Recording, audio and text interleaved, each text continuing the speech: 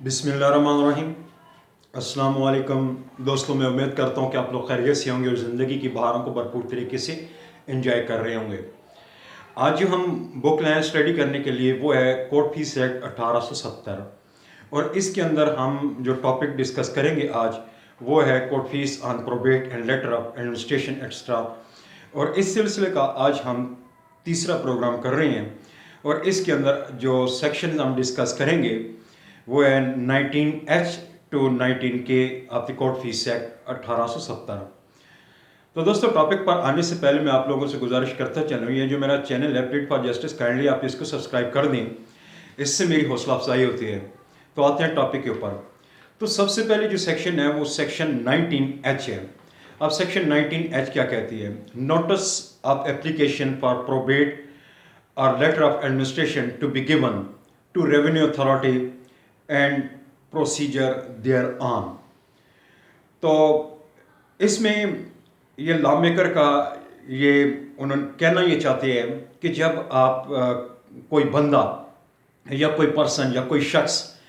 Being applicant वो किसी disease person की जो प्रॉपर्टी है, जो उसकी स्टेट है, जो उसका वो एग्जीक्यूटर बनना चाहता है या उसका एडमिनिस्ट्रेटर बनना चाहता है और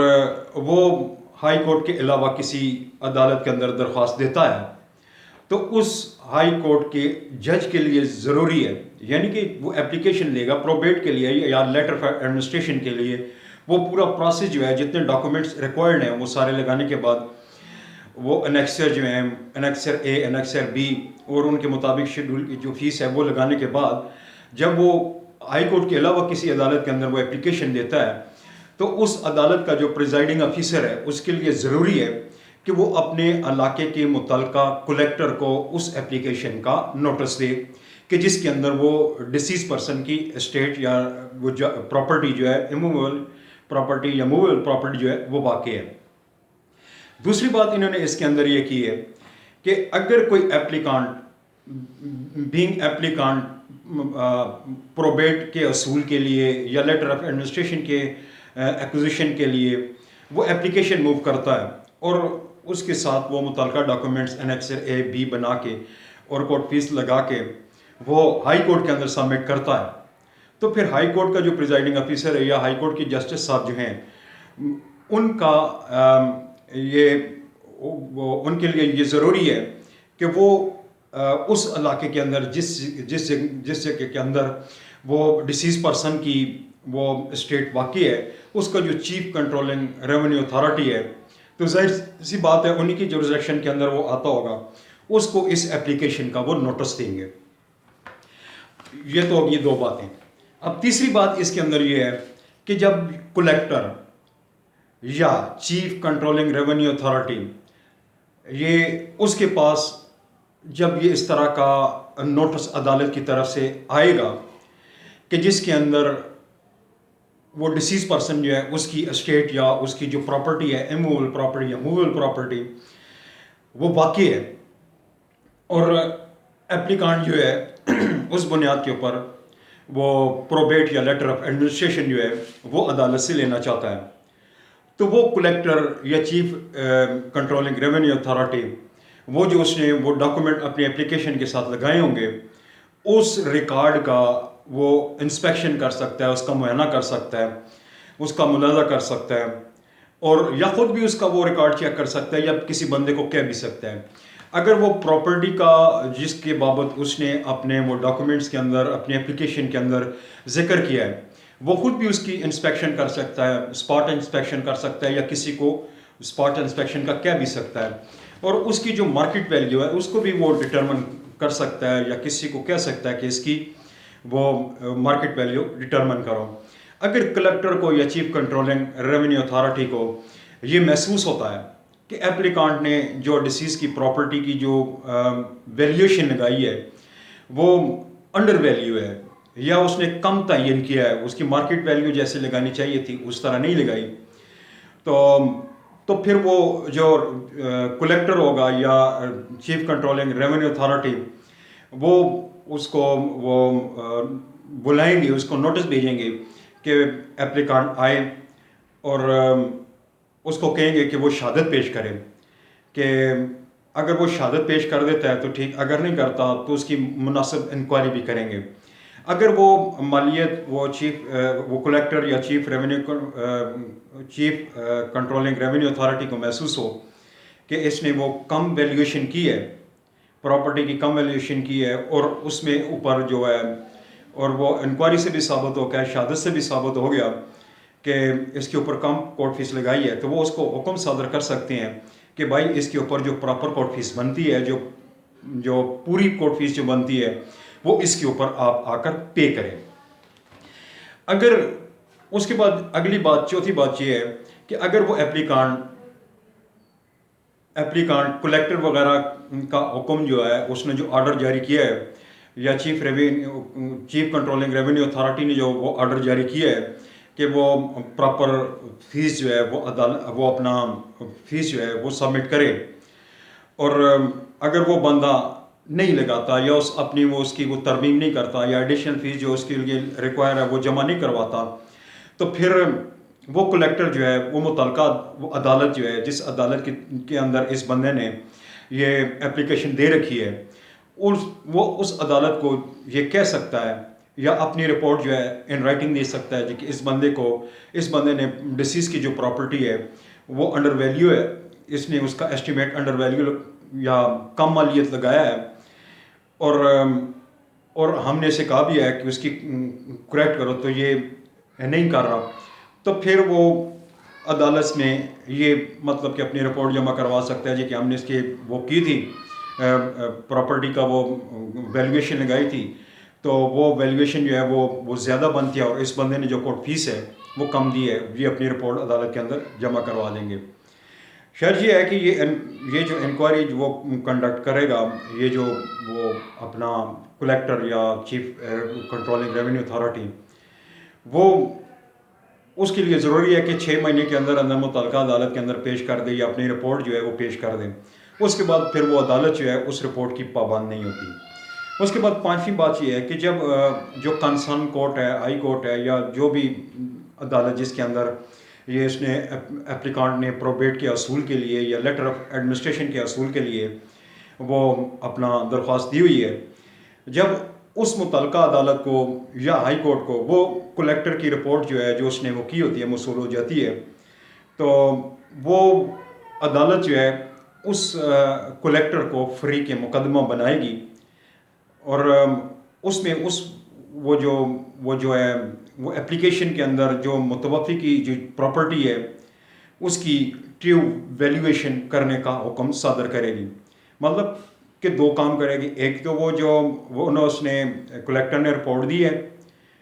वो अपने पास जमा करेगी, और दूसरा उसको फ्री के मुकदमा बना लेगी, और तीसरा ये है कि उसके अंदर वो हुक्म सादर करेगी कि ये इसकी इंक्वायरी की जाए, और इसकी करेक्ट जो वैल्यूएशन है डिसीज की प्रॉपर्टी की उसका तयन किया जाए। छठी बात इसके अंदर ये है कि इसकी जो इंक्वायरी होगी वो अदालत बजरिया कमीशन कंडक्ट करेगी, और कमीशन को अपॉइंट करके अदालत उनको हदायत दे सकती है कि आप रिकॉर्ड मुलाजा करें, और उसके बाद शहादत रिकॉर्ड करें, और अपनी रिपोर्ट जो है वो मुतल्लिका अदालत के अंदर जो आपको स्पेसिफाइड टाइम दिया गया है उस टाइम के अंदर आप आकर अदालत के अंदर जमा कर दें। और उसके बाद जब वो कमीशन जो है वो अपनी रिपोर्ट अदालत के अंदर जमा करवा देता है, तो एप्लीकांट जो है, जो प्रोबेट या लेटर ऑफ एडमिनिस्ट्रेशन के असूल के लिए जिसने एप्लीकेशन दी होती है एप्लीकांट, तो उसको अगर उस रिपोर्ट के ऊपर कोई एतराज़ नहीं है तो वेल एंड गुड, अदरवाइज उसको ये राइट हासिल है कि जो कमीशन रिपोर्ट जमा हुई है अदालत के अंदर उसको वो रिबट कर सकता है, उसके ऊपर ऑब्जेक्शन दाखिल कर सकता है। अगर वो उसको रिबट नहीं करता या उसके ऊपर ऑब्जेक्शन दाखिल नहीं करता तो अदालत उसको दुरुस्त तस्वर करेगी। उसके बाद सातवीं बात यह है कि कलेक्टर या चीफ कंट्रोलिंग रेवेन्यू अथॉरिटी की रिपोर्ट कुछ भी हो, अदालत का जो फैसला है इस दरख्वास्त के ऊपर जो एप्लीकांट ने दी है वो प्रोबेट या लेटर ऑफ एडमिनिस्ट्रेशन के असूल के लिए उसके ऊपर फाइनल होगा। उसके बाद आ जाती है सेक्शन 19I। अब सेक्शन 19I क्या चीज़ है? ये है payment of court fees in respect of probate and letter of administration. तो इसके अंदर ये है कि दो बातें हैं। पहली बात यह है कि एप्लीकांट जो है को प्रोबेट या लेटर ऑफ एडमिनिस्ट्रेशन उस वक्त तक कोर्ट जो है वो ग्रांट नहीं करेगी जब तक कि वो डिसीज़ की जो प्रॉपर्टी है उसकी करेक्ट वैल्यूएशन वो जिस तरह ये शेड्यूल 3 के अंदर एनेक्सचर ए और एनेक्सचर बी दिए गए हैं उनके मुताबिक वो बनाकर गोशवारा बनाकर अदालत के अंदर नहीं देता। और दूसरी चीज़ के शेड्यूल 1 के मुताबिक जो कोर्ट फीस आर्टिकल 11 के मुताबिक बनती है वो उसके ऊपर अदा नहीं करता। और मतलब ये है कि अदालत किसी भी एप्लीकांट को उस वक्त तक प्रोबेट या लेटर ऑफ एडमिनिस्ट्रेशन इशू नहीं करेगी जब तक कि वो मुकम्मल तौर पर दुरुस्त तौर पर गोशवारा मलकियत और वो दाखिल नहीं करता और उसके ऊपर प्रॉपर फीस नहीं भरता। दूसरी बात इस सेक्शन 19I के अंदर ये है कि कोई प्रोबेट या लेटर ऑफ एडमिनिस्ट्रेशन एक्ट आज़ा की दफ़ा 19H के सब क्लास 4 के तहत कलेक्टर की तरफ से किसी मोशन को बुनियाद बनाकर अदालत फैसले को डिले नहीं कर सकती। जैसे मैंने पहले आपको बताया कि ये अदालत अगर वो किसी बंदे ने एप्लीकेशन दी हुई है प्रोबेट के लिए या लेटर ऑफ एडमिनिस्ट्रेशन के लिए और उसके अंदर अदालत ने वो नोटिस दिया हुआ है वो कलेक्टर को, और कलेक्टर जो है या चीफ कंट्रोलिंग रेवेन्यू अथॉरिटी को, और वो अपनी report with in period of 6 month वो अदालत के अंदर जमा नहीं करवाते तो अदालत उनके फैसले की या उनकी डिले की पाबंद नहीं है, वो अपना फैसला दे सकती है। उसके बाद आ जाती है सेक्शन 19J। अब सेक्शन 19J क्या कहती है? सेक्शन 19J है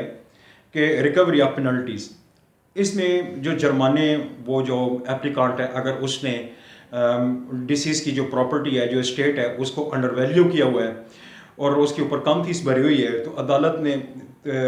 ने इंक्वायरी कर दी और उसके ऊपर सेक्शन 19H सब क्लास 6 के तहत और अगर किसी के तहत अगर उसके ऊपर कोई वो